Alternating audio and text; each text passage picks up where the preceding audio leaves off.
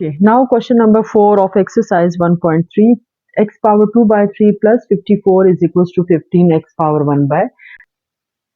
So x power 2 by 3 minus 15 x power 1 by 3 plus 54 is equals to 0.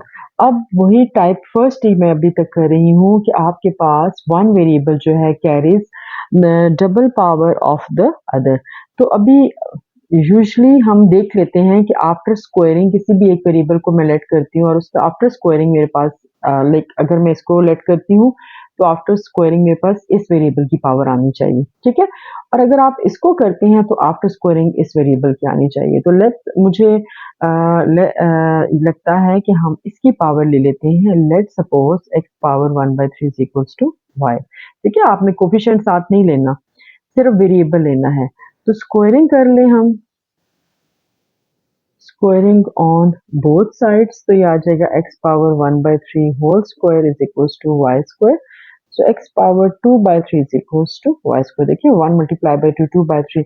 अब हमने ये करना है कि हमारे पास ये जो है x power 2/3 equal to y square, ये देखिए फर्स्ट हम आ गई है। इसको लेट कर लेते हैं 1 और इसको अगर आप कह देते हैं 2 कह दें क्योंकि हमने बाद में वैल्यूज पुट करनी है। सो पुटिंग इन हम कर लेते हैं 1 या मैं यहाँ पर 1 इम्प्लाइज लिख लेती हूँ।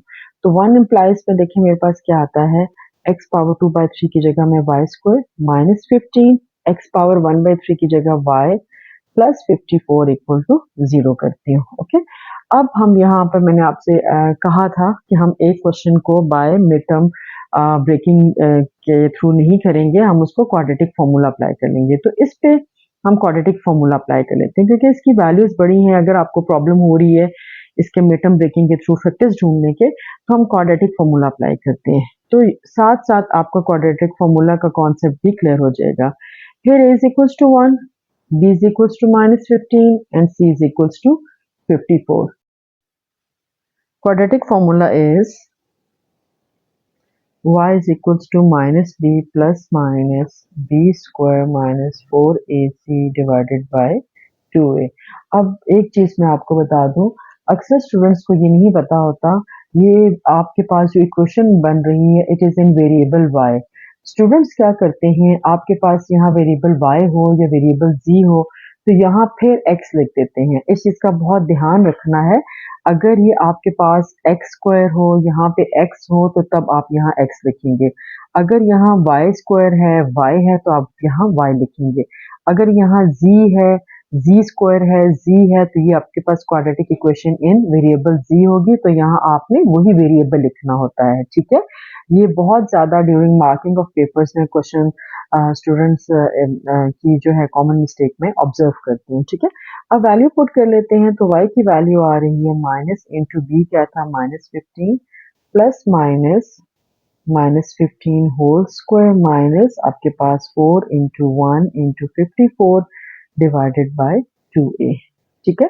अब क्या आ जाती है यहाँ पे मेरे पास value, y is equals to minus 15 plus minus 15 whole square बेटा मेरे पास आता है 225 एंड माइनस 54 को जब मैंने 4 से मल्टीप्लाई किया तो 4 4 16 2216 डिवाइडेड बाय 2।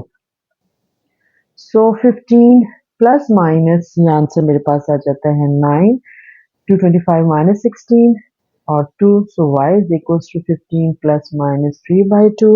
यहाँ से मेरे पास वैल्यू क्या आ जाती है, y is equals to 15 plus 3/2 और y equals to 15 minus 3/2। So y is equals to 15 plus 3 मेरे पास 18/2 और यहाँ से 15 माइनस 3 12/2। तो y मेरे पास आ रहा है 9 और y मेरे पास यहाँ पर आ रहा है 6, ठीक है। अब ये तो y की वैल्यूज थी, हमने तो जो लेट किया है हमने उसकी वैल्यू पुट करनी है।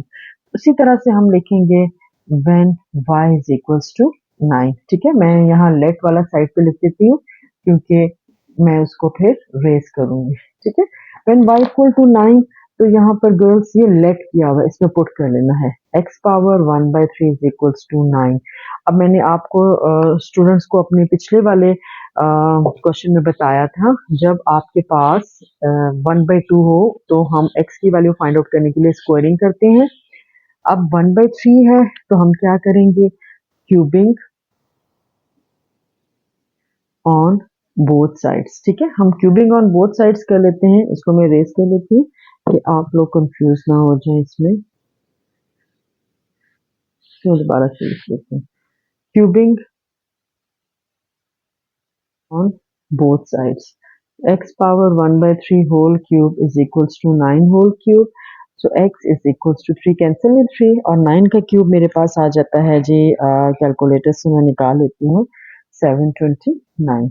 अब टू when y आपके पास क्या आ रहा था, 6, y is equals to 6। इसको सेंटर लाइन कर लिया करें आप बच्चे, ताकि आपको क्लियर हो। और जो आंसर आता है उसको बॉक्स बना दिया करें, पेपर में इतना टाइम नहीं होता, बस जल्दी जल्दी आप उसको उठा के सोल्यूशन सेट में लिखते बजाय के ढूंढते रहें। So when y equal to 6, उसी तरह से हमने जो लेट की हुई थी इसमें पुट करेंगे, x power 1/3 is equals to 6 cubing on both sides, x power 1/3 whole 3 is equals to 6 whole cube। 3 cancel में 3, so x is equals to 6 के क्यूब मेरे पास स्टूडेंट्स आता है 216।